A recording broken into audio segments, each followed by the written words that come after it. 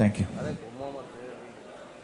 Thank you. It's a great honor to be here at the inaugural of FICCI Frames and of course to be interviewing Aamir Khan. And Aamir, first, happy birthday and fabulous at 50. Yeah, thank you.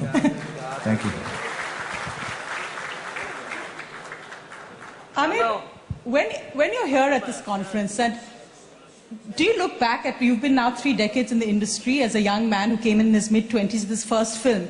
When the industry has come, when you're presented with KPMG reports, when you're talking about bottom line and how far this industry can go, what's your perspective on this? You know, I have to say, I've never read the KPMG report, I'm afraid. I should, I know I should. But also, I hope none of them are sitting here. No, I mean, that's the truth.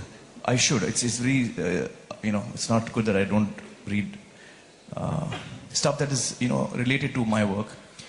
But the problem is that I get too lost in what I'm doing. And so when, you know, people talk about the business side of films or the media industry, I'm quite lost. You know, I have no idea how to increase the business. I often, yeah, I really don't. Because I get lost in stories and that's what interests me. So I think pretty much in these last 25, 27 years that I've been working, it's just been my excitement towards the films that I'm doing. I do feel, however, you know, I was listening to everyone speak and it kind of sparked a lot of thoughts in my head. And we talk of economic growth for our country, and we all, I think everyone in this room has a dream, you know, for what we want our country to be. All of us really have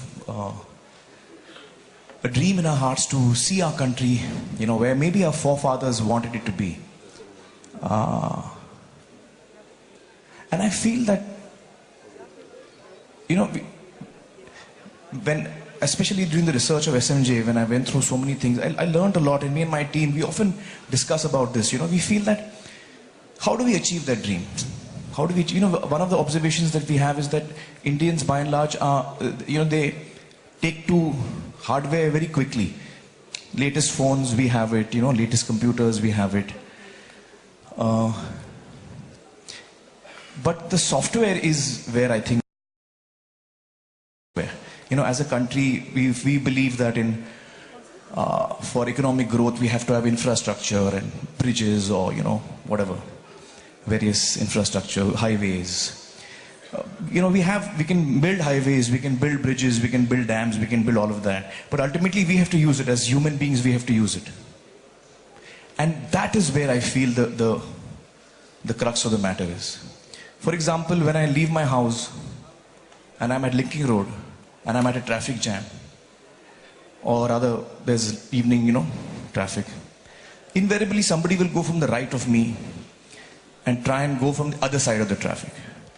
And then that causes a traffic jam, which then you're blocked for like, whatever, 4-5 hours. Now that is us. So somehow if we really want to achieve the dream that we all have in our hearts, I think somewhere we need to look at the software of India. Instead of the hardware, we need to look at the software of India.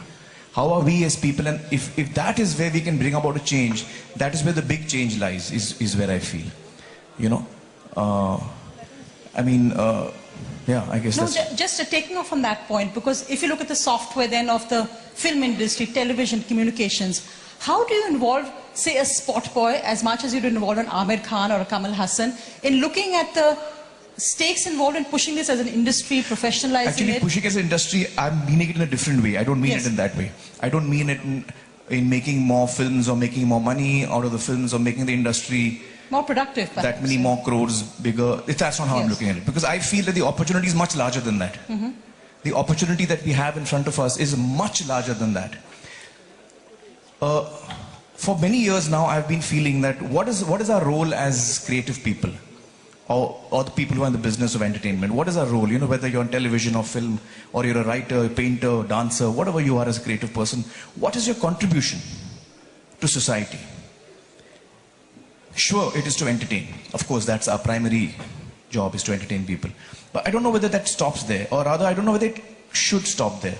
I think one of the responsibilities that we could choose to shoulder is that we can bring about a dynamic change in society. That opportunity is there in front of us. It's up to us whether we want to take it or not.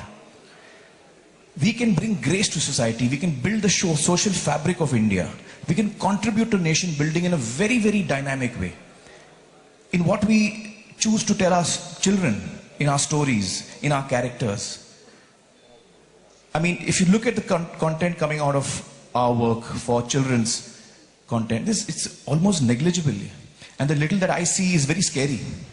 The little that I see is my son watches sometimes, I sit with him and it kind of scares me to see the kind of children's content we are making. And I also found out that most of the kids, I think 80% of the kids, are actually not watching children's content. They're watching content which their parents are watching. So not content made specially for children. What is that going to have an impact on the child's mind?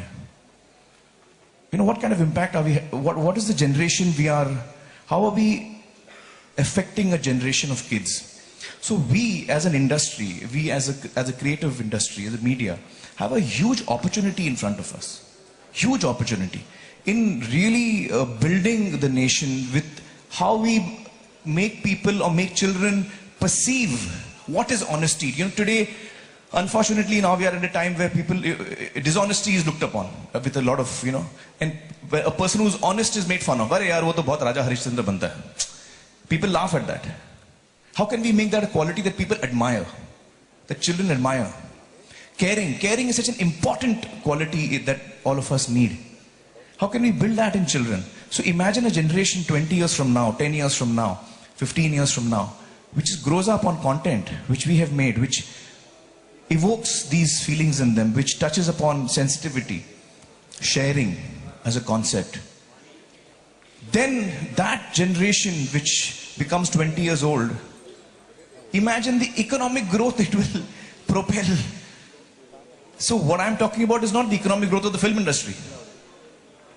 We can make 10,000 crores or make it whatever, 20,000 crores. I don't know what we make every year in any case. But my point is that as a nation, that is an opportunity we have as an industry to transform the way that we think, the way that we address, issues. If we are the most modern country if you look at it from that point of view. We've got the best phones, we've got everything, the best cars, but we still have traffic jams. You look at the matrimonial columns in our newspapers, that will tell you exactly where we are. We haven't moved an inch. We haven't moved an, am I right? We haven't moved an inch. You have a cosmopolitan ad now also for cosmopolitan girls in newspapers as well. So I'm pointing out that somewhere I may be wrong, but this is what I feel sometimes, that the television industry, the film industry, for that matter, here is an opportunity for us. Here is a huge opportunity for us to transform, to contribute to nation building. And I think I have never been able to think in terms of thousands of crores and what the industry makes, and in 10 years where will we be, or in 3 years how much is the growth. I'm not able to look at it that way. It doesn't make sense to me. I guess those numbers don't somehow add up. For me, this is a big growth where you can actually change a generation of children. No, I totally agree with you on children's content, and perhaps also the way women are portrayed.